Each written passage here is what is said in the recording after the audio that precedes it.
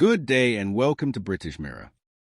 Picture pressure cooker, lid rattling, steam screaming. Someone in the kitchen insisting everything is absolutely fine while the neighbours brace for an explosion. That, in a sentence, is the mood around the UK Labour government right now. Voters are angry, frustrated, and impatient. Not whispered, not hinted, admitted, out loud, by Anas Sarwar himself. And yet, in the middle of this political weather warning, the Scottish Labour leader is looking Scotland in the eye and saying, "Trust me, I am still going to be First Minister." Underdog? Yes. Confident? Absolutely. Delusional? That depends on how the next few months unfold. Stay right here, because Scottish politics is about to get very loud, very personal, and very revealing. Quick favour before we go any further. If you are enjoying this sharp, fast-paced dive into British politics, hit that subscribe button and click the notifications bell icon. Over 94% of viewers have not subscribed yet. It is free, takes a second, and it helps British Mirror keep telling these stories without fear or fluff. Thank you if you did. Now back to the show. Let us start with the admission that raised eyebrows across Westminster and Holyrood alike. Anas Sarwar openly acknowledged what many Labour supporters have been muttering through clenched teeth. Voters are angry, frustrated, impatient, not with some abstract system, but with the UK Labour government itself.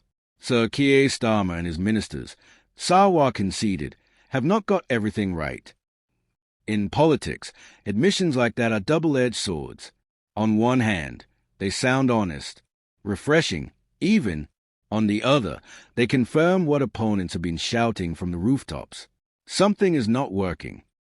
Now here's the twist. Sarwar is not running away from that anger. He is trying to fence it off. He is asking Scottish voters to draw a bold red line between Westminster and Holyrood, to shift the lens, as he put it, away from frustration with the UK government and towards the possibilities in Scotland. That is a risky manoeuvre. Scottish voters are many things, but politically illiterate is not one of them. They know Labour runs the UK government. They know Scottish Labour takes its cues, funding, and leadership from the same party.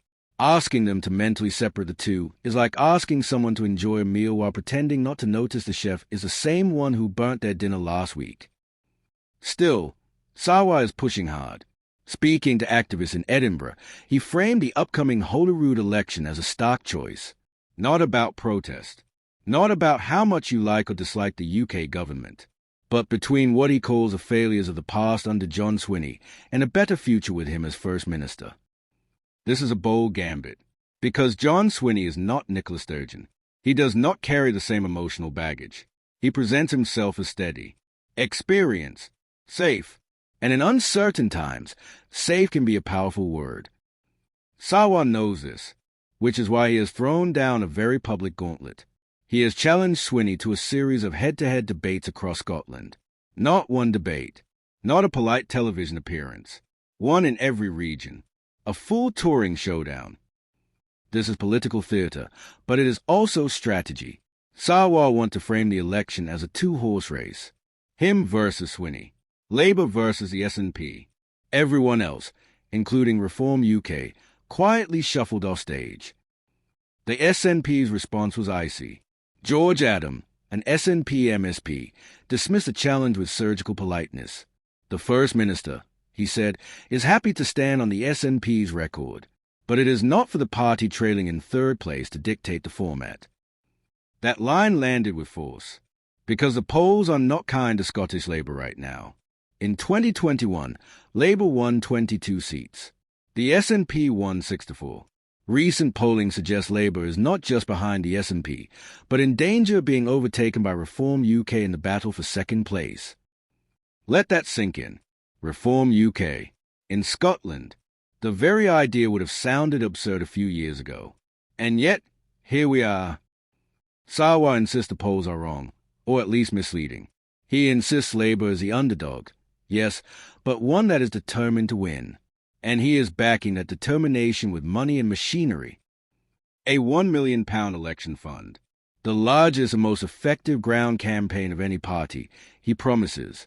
Door knocking, phone calls, local activism on an industrial scale, Add to that what he calls the most sophisticated and largest digital operation in Scotland, reaching 1 million Scots every week.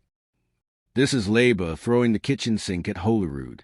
Boots on the ground, algorithms in the cloud, data-driven persuasion designed to make voters feel personally addressed.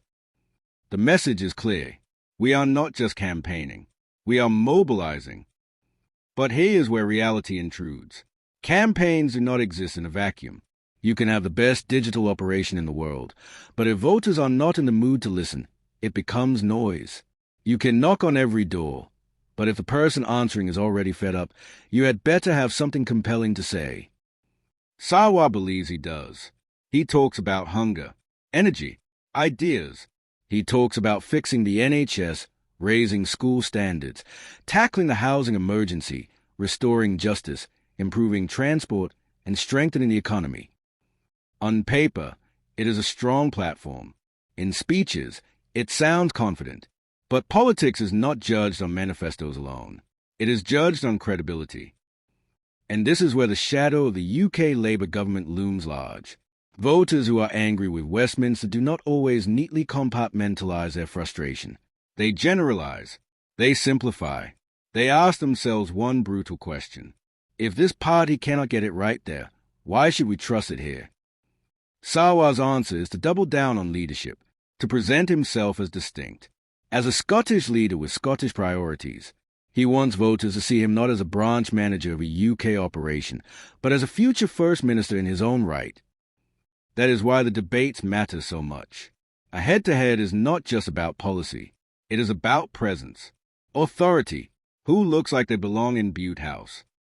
Sarwar wants to show hunger. Swinney wants to show experience. It is youth versus continuity, energy versus steadiness, change versus familiarity. And then there's Reform UK lurking on the sidelines, feeding on disillusionment.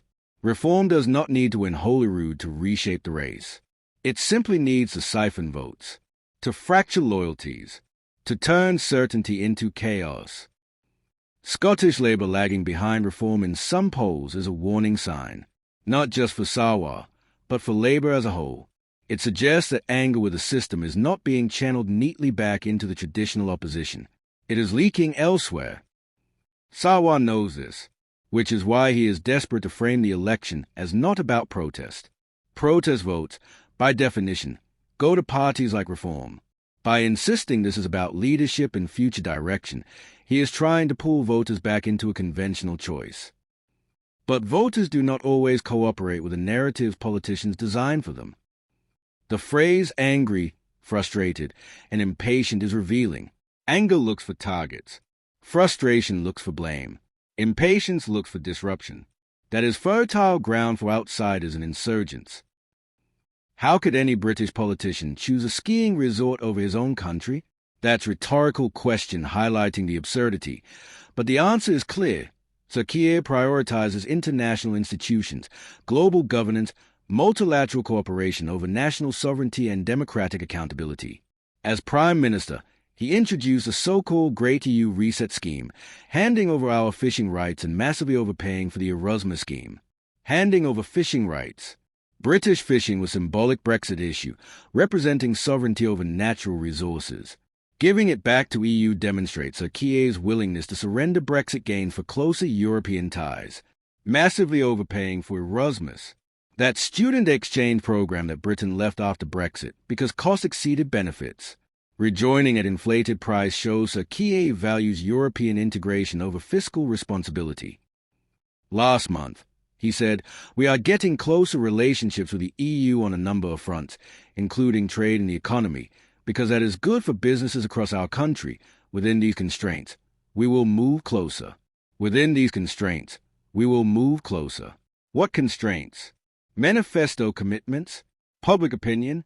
The constraints that Keir identifies are ones is systematically dismantling through incremental alignment that avoids triggering political backlash. It's boiling frog strategy, gradual temperature increase so the frog doesn't notice it's being cooked. Except British voters are starting to notice.